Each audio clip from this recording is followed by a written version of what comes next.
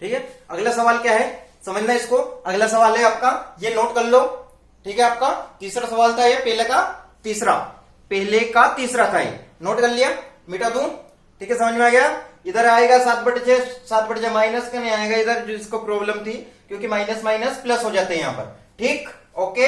आगे बढ़ेंगे, मिटा दूं ये। अब यहां पर समझना, तुम थोड़े से समझ लेना। अगला सवाल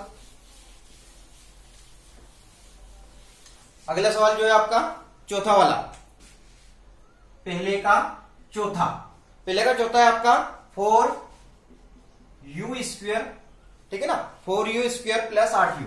अब यहां पर आप कहोगे, यहां पर क्या करेंगे, यदि एक माइनस इसको देखो तो अपन यहां पर तुलना करते ax² plus bx plus c, तो यहां पर आपका ax² तो है, bx पर c नहीं है, यहां पर अचर पद आपका नहीं है, तो इसके आप शून्यक तो निकालने आपको। तो यहां पर क्या करेंगे, देखो 4 के बारे में 8 भी आता है और एक u यहाँ है, एक u² यहाँ, तो 4 दूना 8, तो 4u तो क्या आएंगे आपके कॉमन आ जाएंगे, तो यहाँ पर क्या बचेगा, एक u प्लस 4 दूना 8, ये इस प्रकार से आपका बचेगा यहाँ पर। तो यहाँ पर 4u आ गया, तो तुलना कर देंगे, तो यहाँ पर डायरेक्ट 4u की तुलना 0 से हो जाएगी, तो एक तो u बराबर आपका 0 निकला, और यहाँ पर अगले u प्लस 2 की करेंगे 0 से, तो u प्लस तुम अपक्षांतर कर देंगे -2, तो एक शून्यक तो आपका क्या निकला -2, और एक निकलेगा 0, क्योंकि इसकी तुलना जब करेंगे 0 से, कैसे हुआ ये भी बता देता हूं, u बराबर 0/4, ठीक, 0/4 होगा, क्योंकि गुणाम राशि बट्टे में जाएगी, तो u बराबर आपका 0 आ गया। तो यहां पर क्या कर देंगे, 4 यहां पर लिख देते हैं, बहुपद 4u² प्लस 8u का शून्यक, ठीक है, 0 व -2 है, ठीक, 0 व -2 है। अब यहां पर संबंध निकालेंगे किस किस में, शून्य को तथा लिखने का तरीका यही रहेगा आपका, गुणांकों में संबंध, ओके, ये है आपका। तो संबंध देखना, यहां पर संबंध वही योग, बार बार नहीं लिख रहा हूं मैं शून्य को योग बार बार लिखना पड़े, आपको याद होना चाहिए, उदाहरण देखते हुए आप कर सकते हो। तो यहां पर देखना, अल्फा प्लस बीटा बराबर -b/a होता है।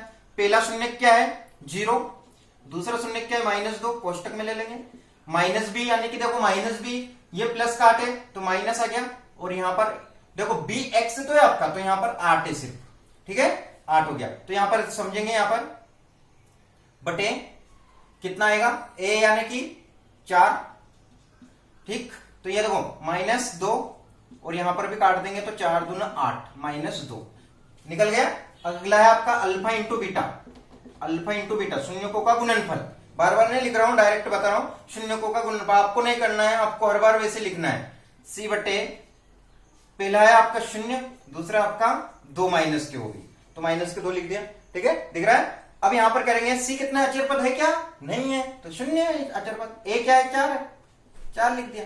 अब यहां पर 4 लिख दिया, तो देखो 4 से 0 कटेगा, तो ये 2 का गुणा 0 में जब भी होता है, तो यहां पर आ जाएगा आपका 0 बराबर 0, चाहो तो आप यही लिख सकते हो, इसको पूरा कर सकते हैं, 0 देखो 2 का गुणा 0 में 0, और यहां पर भाग देंगे तो 0, तो ये भी सत्य है, ये भी सत्य है, ठीक है, ये वो इनमें संबंध आपका सत्य है।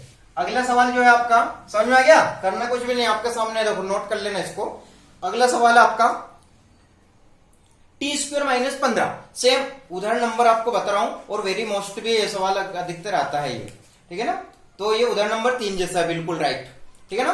तो उदाहरण नंबर ये 5वां सवाल मैं यहां बता रहा हूं, ठीक है, यहां समझना आपको, इसको चाहो तो आप मिटा दूं मैं, आपका हो तो, यदि यहां नहीं समझना तो मिटा देता हूं, इसको नोट कर लेना, नोट कर लो इसको अच्छे से, ठीक कर लिया, नोट कर लिया, ओके, मिटा दो, स्क्रीनशॉट ले लेना अच्छे से, जूम करके देखना, और क्वालिटी आप 480 पर लेंगे। जब आप यूट्यूब जैसे ही करते हो, ऑन करते हो, तो यदि क्वालिटी नहीं आ रही वीडियो की, या कुछ दिख नहीं रहा है, तो वो एक कारण हो सकता है आपका, एक तो नेटवर्क प्रॉब्लम है या कुछ भी होता है, तो इसके लिए आपको क्वालिटी बढ़ानी पड़ेगी 480 पर। 3 डॉट आते साइड में, 3 डॉट को करना, वहां पर क्वालिटी बढ़ जाएगी, वीडियो की क्वालिटी बढ़ जाएगी वहां से, ठीक है ना। तो उसको क्या करना है, आपको क्वालिटी 480 पर रखनी है। आपको 480 में बिल्कुल क्लियरिटी नजर आएगी, आपको पूरा एक एक शब्द दिखेगा उसमें, ठीक है ना। तो यहां पर अब अगला सवाल स्टार्ट करते हैं। टी स्क्वायर पांचवा, पहले का पांचवा, T square minus 15, T square minus 15। तो यहां पर करना क्या है, वही करना है, पर यहां पर मैंने कहा उस दिन क्या बताया था, यहां पर गुणनखंड निकालने पड़ेंगे। गुणनखंड कैसे निकलेंगे, ये तो 15 है, जैसे एक्स स्क्वायर माइनस 3 था तो अपन ने क्या कर दिया था, उसको अंडर रूट 3 कर दिया था। इसी प्रकार यहां पर क्या करेंगे, T square minus under root 15 का स्क्वायर। तो अपन ने यदि ऐसा कर दिया, क्या करें हमने, यदि इसको स्क्वायर लगा तो अंडर रूट से क्या होता है, स्क्वायर हट जाता है। ये बात हमेशा ध्यान रखना, अंडर रूट जो रहता है, स्क्वायर जो रहता है उससे अंडर रूट हट जाता है, स्क्वायर से अंडर रूट हट जाता है, स्क्वायर से अंडर रूट हट जाता है, ठीक है ना। क्या होता है, स्क्वायर से अंडर रूट हट जाता है, बार बार बोल रहा हूं। तो यहां पर ये हट गया, ठीक है ना। तो इसको कोई फर्क पड़ा नहीं पड़ा। अब ये कैसा बन गया, ये बन गया आपका ए स्क्वायर माइनस बी स्क्वायर के रूप का। तो यहां पर लिख देंगे, ठीक है ना, चूंकि ए स्क्वायर माइनस बी स्क्वायर बराबर क्या होता है, ए प्लस बी और ए माइनस बी, ठीक, कोष्टक बंद। तो यहां पर देखेंगे ए बराबर टी, आपको ऐसा लिखना नहीं है, मैं बता रहा हूं सिर्फ आपको समझाने के लिए, बार बार कह रहा हूं मैं। और ये हो जाएगा आपका अंडर रूट 15। माइनस की क्यों नहीं आए, क्योंकि माइनस का ही सूत्र है, क्योंकि माइनस का सूत्र है। ओके, समझ में गया। अब यहां पर देखना, तो यहां पर a प्लस बी यानी कि t प्लस अंडर रूट 15 ये हुआ, ये इस रूप में लिख रहे हैं हम। कहां से आया ये सूत्र आपके पास, b यहां पर फिर से t माइनस अंडर रूट 15। जिसको बेसिक याद है उसको कुछ भी प्रॉब्लम नहीं आएगी, जिसको बेसिक नहीं याद है उसको समझने में प्रॉब्लम आएगी। फिर बोलेंगे सर आपने क्या बताया, हमें तो कुछ समझ नहीं आ रहा है। समझ में जब आएगा, आपको बेसिक चीज याद हो, गुणनखंड आपको याद होना चाहिए, गुणनखंड कैसे निकालते हैं ये याद होना चाहिए आपको, तब जाके आपको क्या होगा, समझ में आएगा, अन्यथा नहीं। इसलिए बेसिक चीजें आपकी कंप्लीट होनी चाहिए, चाहे वो कैसे बच्चा हो। तो यहां पर क्या कर देंगे, टी प्लस अंडर रूट 15 बराबर 0। तो यहां पर टी, तो यह हो जाएगा माइनस अंडर रूट 15, ठीक। यहां पर टी, तो ये तो हो गया आपका पहला शून्य माइनस अंडर रूट 15, दूसरा शून्य का आएगा अंडर रूट 15 से करेंगे पक्षांतर जीरो से तुलना, तो टी बराबर अंडर रूट 15। वो सेम टू सेम सवाल है, कुछ भी नहीं करना इसमें, ठीक है ना। तो यहां पर आ जाएगा बहुपद, बहुपद क्या आ जाएगा, टी स्क्वायर माइनस 15 के शून्यक माइनस अंडर रूट 15 वहां अंडर रूट 15, ये दो शून्य के। ओके, अब यहां पर लिखेंगे शून्य को तथा गुणांकों के बीच, गुणांकों के बीच संबंध। ओके, ये हो गया। तो संबंध देखेंगे यहां पर क्या होता है, मैं डायरेक्ट बता रहा हूं, अल्फा प्लस बीटा योग शून्यकों का योग बराबर होता है माइनस बी बटे, बार बार एक ही बात बता रहा हूं, अच्छे से याद हो जाएगा। अल्फा प्लस बीटा बराबर माइनस बी बटे होता है, अल्फा प्लस बीटा बराबर माइनस बी बटे होता है, ठीक है ना। अब ये माइनस बी क्या है, ये क्या है, मैंने बेसिक चीज आपको पहले बता दी, आप बार बार है ना कंफ्यूज मत होना इससे। पहला शून्य क्या है, माइनस अंडर रूट 15 प्लस दूसरा है अंडर रूट 15 बराबर माइनस बी कितना है, माइनस बी तो है ही नहीं, है क्या यहाँ पर bx, यानी कि कोई भी संख्या है यहाँ पर बीच वाली नहीं है, शून्य बराबर है, ए तो है ना आपका टी, ठीक है ना, ए तो आपका है एक, टी मतलब एक, तो यहां से ये कैंसिल हो गया, 0 बराबर 0, ये हो गया आपकी सत्य, ठीक है ना। अगला वाला है आपका अल्फा इंटू बीटा, यहां पर बता रहा हूं अल्फा इंटू, आपको ये मैं लाइन जो खींचता हूं ना, आप मत खींचना है इस पे कि हाँ आपका पूरा पेज आना चाहिए नीचे तक, ठीक है ना, आप भी ऐसा कि हाँ हम भी ये खींच दें, नहीं बिल्कुल नहीं।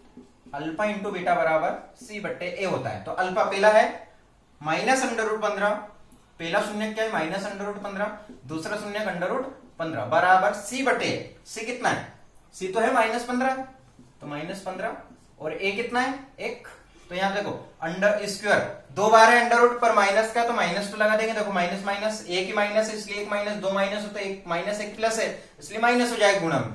अब यहाँ पर अंडर रूट हट जाएगा तो यहाँ पर आ जाएगा 15, ठीक है ना, ये हट जाता है स्क्वायर, जब भी दो सेम राशि मिलती है तो अंडर रूट इससे हट जाता है और सेम राशि आपको प्राप्त हो जाती है, माइनस 15, ये भी सत्य आपका। तो यहाँ पर क्या हो जाएगा, शून्य को गुणांकों के बीच संबंध सत्य है, ठीक। ओके, अब अगला जो सवाल है आपका, लास्ट सवाल बचा है, ध्यान देना, इसको नोट कर लेना, स्क्रीनशॉट लेकर जूम करके देख लेना, 480 की क्वालिटी पर ही देखे इसको, ताकि एक एक शब्द आपको नजर आ जाए। देख लो, इसमें कोई दिक्कत वाली बात नहीं है। ठीक, ये आपका अगला सवाल है, मिटा दूं? ओके,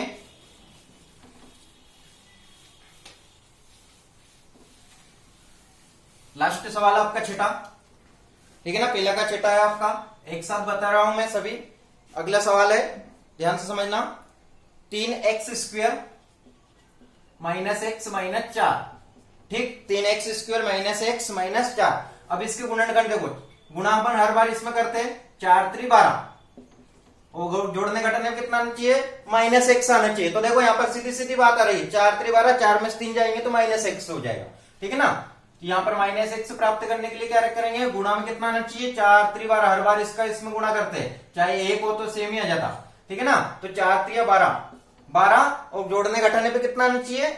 1 आना चाहिए, यानी कि माइनस एक्स आना चाहिए। तो ऐसी संख्या तो एक तो माइनस 4x और प्लस 3x, माइनस 4, क्योंकि माइनस का चाहिए यहाँ पर, इसलिए माइनस की संख्या बड़ी रखेंगे। ठीक है, तो माइनस 4x यहां पर लिख देता हूं, ताकि आपको ये माइनस 4x प्लस 3x, ठीक है, तो यहां पर हो जाएगा 3x², ठीक, minus 4x plus 3x minus 4। ठीक है ना, यहां पर भी 4 सेम लिखेंगे। अब यहां पर देखो जोड़े बन रहे ये और ये।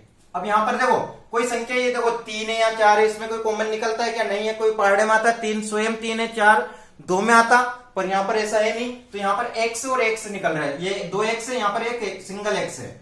ठीक है ना, x² यानी कि 2 है, और ये x है, तो x कॉमन आ जाएगा, तो यहां बच जाएगा आपका 3x, एक बाहर आ गया, माइनस 4। अब यहां पर देखो ये सेम राशि जैसे पहले आई थी आपकी, ठीक है ना, तो ये सेम है, यानी कि प्लस 1 निकलेगा और 3x माइनस 4 प्राप्त हो जाएगा। कितना प्राप्त हो जाएगा? 4। तो यहां पर जो दोनों कॉमन है, 3x माइनस 4, और यहां पर आ जाएगा x प्लस 1। शून्यक लिखेंगे, शून्यक कैसे निकालते हैं? बराबर 0। तो यहां पर हो जाएगा 3x बराबर, यहां पर क्या है, पक्षांतर करेंगे 4, ठीक, तो x बराबर 4/3। ठीक, तो पहला शून्यक तो आपका 4/3, दूसरा x प्लस 1, तुलना किससे करेंगे? 0 से, तो ये पक्षांतर होगा तो -1, ये प्लस का इधर जाएगा तो माइनस का। तो पहला शून्यक आपका 4/3, दूसरा शून्यक आपका -1, तो बहुपद, ठीक है, बहुपद आपका 3x² माइनस x माइनस 4 के शून्यक। ठीक, क्या आएंगे शून्यक? एक तो है 4/3, वहां -1 है। अब शून्य को तथा गुणांकों में संबंध, ठीक, ये संबंध है। अब आपका संबंध क्या निकलेगा?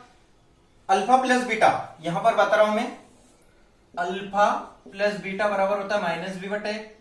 तो अल्फा यानी कि पहला, ये देखो अल्फा यानी कि आपका पहला शून्यक 4/3, बीटा यानी कि दूसरा शून्यक -1 बराबर -b देखेंगे तो माइनस तो है, x है यहां पर, यानी कि 1 है, तो 1 या a यानी कि 3। x² का गुणांक कितना है? 3। बार बार नहीं बता रहा हूं मैं, ये आपको समझना है, ठीक है ना। 3 यहां पर, ये कुछ नहीं मतलब है, 3 यहां पर आ जाएंगे एलसीएम, तो 3 से 3 तो कैंसिल, 4 बचेंगे, 3 एकम 3, ऊपर 3 चले जाएंगे, माइनस माइनस प्लस 1 हो जाएगा, और यहां पर हो जाएंगे 3, 4 में से 3 जाएंगे तो 1/3 बराबर 1/3, ये सत्य है। अब अगला है आपका alpha into beta, alpha into beta बराबर कितना होता है? c/a। ठीक, तो अल्फा पहला शून्य का आपका 4/3 इंटू -1 बराबर c/a। c कितना है? -4।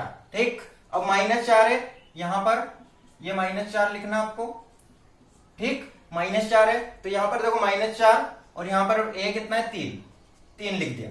अब यहां माइनस का गुना 4 में होगा तो -4/3 बराबर -4/3, और यहां पर भी हो जाएगा -4/3, ये भी सत्य है। ठीक है, तो इस प्रकार से आपके गुणांकों में संबंध आपको मैंने पूरे 6 के 6 सवाल बता दिए, 2.2 के पूरे 6 के 6 सवाल आपको बता दिए हैं। फिर भी आपको कोई प्रॉब्लम आए तो कमेंट करके जरूर पूछिए। आप पूरे सवाल मैंने समझा दिए, कैसे आएगा कैसे नहीं आएगा।